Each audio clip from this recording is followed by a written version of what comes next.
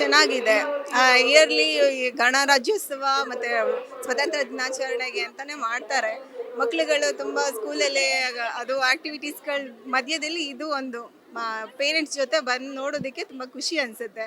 ಎಲ್ಲ ವೆರೈಟಿ ಫ್ಲವರ್ಸ್ಗಳನ್ನ ನೋಡ್ಬೋದು ಇಲ್ಲಿ. ನಾವು ಮನೇಲಿ ಗಿಡಗಳನ್ನೆಲ್ಲ ಬೆಳೆಸೋದಕ್ಕಾಗಲ್ಲ, ಎಲ್ಲ ಥರದ್ದನ್ನು ನೋಡೋದಕ್ಕಾಗಲ್ಲ ಮತ್ತು ಮಕ್ಳುಗಳು ನೋಡೋದಕ್ಕಾಗಲ್ಲ. ಅಂಥದ್ದೆಲ್ಲ ವೆರೈಟಿನ ನಾವು ಇಲ್ಲಿ ಬಂದು ನೋಡ್ಬೋದು. ಮತ್ತು ರಾಷ್ಟ್ರಕವಿ ಕುವೆಂಪು ಅವ್ರ ಮಗ ಪೂರ್ಣಚಂದ್ರ ತೇಜಸ್ವಿ ಅವ್ರದ್ದು ನಾವು ವಿಭಿನ್ನವಾಗಿ ಮಾಡಿದ್ದಾರೆ. ತುಂಬ ಖುಷಿ ಅನಿಸುತ್ತೆ, ಯಾಕೆಂದರೆ ಮಕ್ಳುಗಳಿಗೆ ಇವೆಲ್ಲ ಬೇಕಾಗುತ್ತೆ.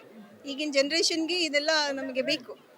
ಮಕ್ಳುಗಳು ಕಲಿಯುವಂಥದ್ದು ತುಂಬ ಇದೆ, ಬಂದು ನೋಡೋದಕ್ಕೆ ತುಂಬ ಚೆನ್ನಾಗಿದೆ, ನಮಗೆ ಖುಷಿ ಅನಿಸ್ತು. ಮೇಡಮ್, ಒಂದು ಹೇಳ್ಬೇಕಂದ್ರೆ ಇಡೀ ಕರ್ನಾಟಕದ ಜನತೆಗೆ ಇದೊಂದು ವಿಸ್ಮಯವಾಗಿದೆ. ಲಾಲ್ ಬಾಗ್ ಶೋ ಏನಿದೆಯಲ್ಲ, ಈ ರೀತಿಯ ಒಂದು ವಿಭಿನ್ನವಾಗಿ, ವಿನೂತನವಾಗಿ, ವಿಶಿಷ್ಟವಾಗಿ ಮಾಡಿದ್ದಾರೆ. ಏಕೆಂದರೆ ರಾಷ್ಟ್ರಕವಿ ಕುವೆಂಪುರವರ ಮಗನಾಗಿ ಹುಟ್ಟಿದಂಥವರು, ಅವರು ಸಾಕಷ್ಟು ಸಾಧನೆಗಳನ್ನು ಮಾಡಿದ್ದಾರೆ. ಮೊದಲದಾಗಿ ಮಂತ್ರ ಮಾಂಗಲ್ಯ ಕೇಳಿದಿರಲ್ವಾ, ಇದನ್ನು ಅದ್ಭುತವಾಗಿ ಕಾರ್ಯರೂಪಕ್ಕೆ ತಂದಂಥವರು ನಮ್ಮ ಕುವೆಂಪುರವರು. ಅವರ ಮಗನಿಗೆ ಮೊದಲ ಪ್ರಯೋಗ ಮಾಡಿದಂಥವರು.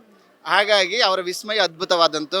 ಅವರ ಬಾಲ್ಯದ ನೆನಪುಗಳಿರ್ಬೋದು, ಅವರ ಬರೆದಂಥ ಕಾದಂಬರಿಗಳಿರ್ಬೋದು, ಕವನಗಳಿರ್ಬೋದು, ಸಾಕಷ್ಟು ಅವರ ಕವಿತೆಗಳಿರ್ಬೋದು, ಇವತ್ತಿನ ಯುವ ಜನತೆಗೆ, ಯುವಕರಿಗೆ ಒಂದು ದಾರಿದೀಪ ಆಗಿದೆ.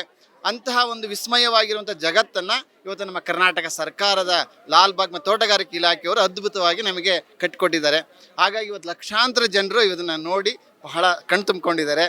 ನಿಮ್ಮ ಅಶ್ವವೇಗ ಟಿ ವಿಯವರು ಕೂಡ ಎಲ್ರಿಗೂ ಇದನ್ನು ಪ್ರಸಾರ ಮಾಡಿ, ನಿಮಗೂ ಕೂಡ ಧನ್ಯವಾದಗಳು. ಏಕೆಂದರೆ ಇಂಥ ಕಾರ್ಯಕ್ರಮಗಳು ಎಲ್ರಿಗೂ ತಲುಪಬೇಕು. ಇವತ್ತು ಬರೀ ಸ್ವಲ್ಪ ಜನ ಗೊತ್ತಿರುತ್ತೆ, ಗೊತ್ತಿರದೇ ಇರ್ಬೋದು. ಹಾಗಾಗಿ ನಿಮ್ಮ ಮಾಧ್ಯಮದವರಿಗೂ ಕೂಡ ತುಂಬ ಹೃದಯದ ಧನ್ಯವಾದಗಳನ್ನು ತಲುಪಿಸ್ತಾ, ಇಂಥ ವಿಸ್ಮಯ ಜಗತ್ತನ್ನು ಎಲ್ಲರೂ ಪ್ರತಿಯೊಬ್ಬರು ನೋಡಲಿ ಅಂತ ಹೇಳಿ ಈ ಮೂಲಕ ಕೇಳ್ಕೊಳ್ತಾ ಇದ್ದೇನೆ.